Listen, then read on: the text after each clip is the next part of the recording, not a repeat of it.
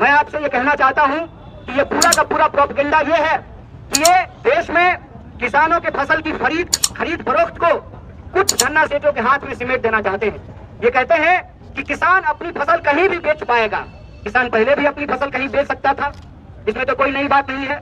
और आप कहते हैं कि दूसरे राज्य में भी किसान जाकर के अपने फसल को बेच सकता है।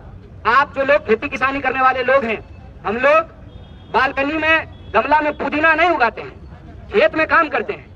आप बताइए कि हमने टमाटर उगाया है, टमाटर को जब हम खेत से तोड़ेंगे तो टमाटर को क्या बिना प्रोसेसिंग किए हुए हरियाणा ले जा सकते हैं? और मैं सरकार साहब से ये कहना चाहता हूं कि जो किसान भड़के हुए बैल को काबू कर सकते हैं, वो भड़की हुई सरकार को भी काबू में लाना जानते हैं, उनको कोई भड़का नहीं सकता। दूसरी बात ये कहते हैं कि हम किसानों के फायदे के लिए कानून लेकर के आए हैं।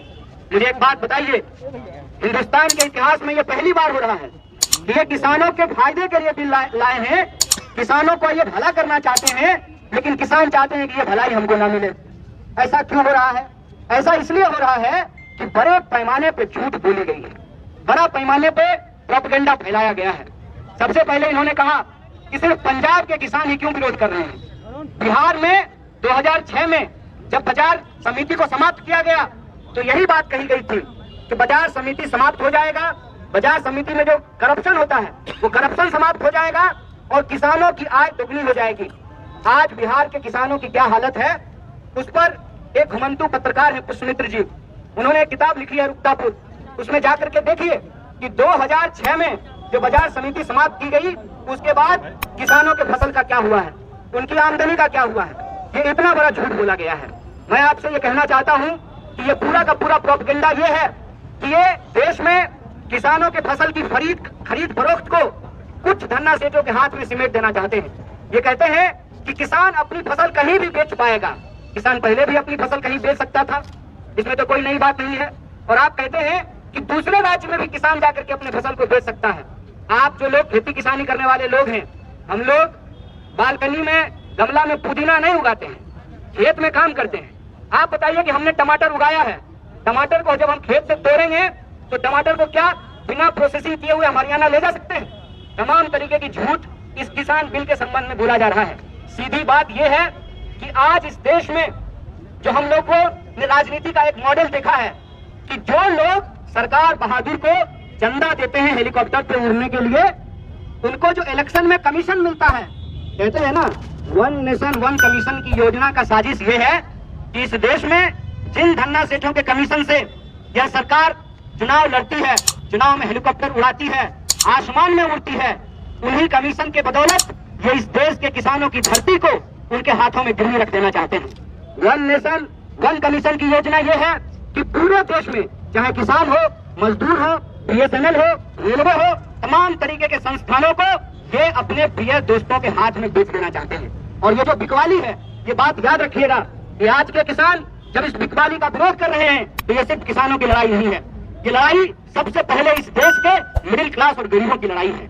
मिडिल क्लास और गरीबों की लड़ाई कैसे है आप देखेंगे। हम पटना में बात करते हैं, जब बख्तियारपुर के किसान, भंडारक के किसान सब्जी लेकर के सुबह शटल से आते हैं पटना, तो तमाम मंडियों में सब्जियां पहुंचती है और वहां पे कंपटीशन होता है। और मिडिल क्लास के जो लोग हैं झोला लेकर के 5 दुकान में घूम करके सस्ता भिंडी और सस्ता मिर्च खरीद लेते हैं। लेकिन जब किसानों की खरीद फरोख्त का अधिकार एक कंपनी के हाथ में होगा, तो जैसे इस देश में आपको याद होगा कि BSNL जब रेट तय करती थी, BSNL के पास जब लाइसेंस था तो प्राइवेट कंपनियां कंपटीशन में फ्री जियो धनाधन करा रही थी। जब से BSNL समाप्त हो गया है तब से आप देख लीजिए कि लगातार मोबाइल के इस्तेमाल करने का जो रेट है वो बढ़ता जा रहा है। मैं यही कहना चाहता हूं कि इस पूरी की पूरी लड़ाई में एक बात है कि अगर दूसरे उत्पाद को उपजाने वाले या बनाने वाले जो लोग हैं वो उसका MRP तय कर सकते हैं, तो क्या किसान अपने फसलों का MSP नहीं तय कर सकते हैं?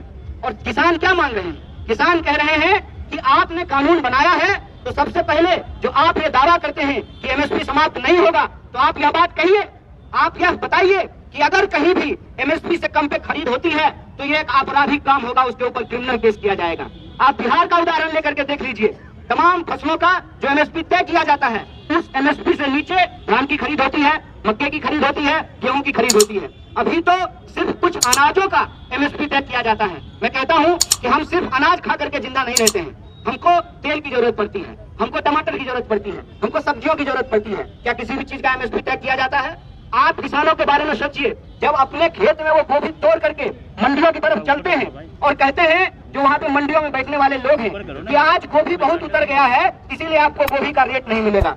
इतना कम रेट मिलता है किसानों को कि कई बार वो खेत में ही फसल छोड़ देते हैं। ये जो इस देश में अन्नदाताओं के साथ इतना बड़ा अत्याचार हो रहा है, और इस अत्याचार में जो सबसे साजिश वाली बात यह है कि इस देश में नारा लगा जय जवान जय किसान।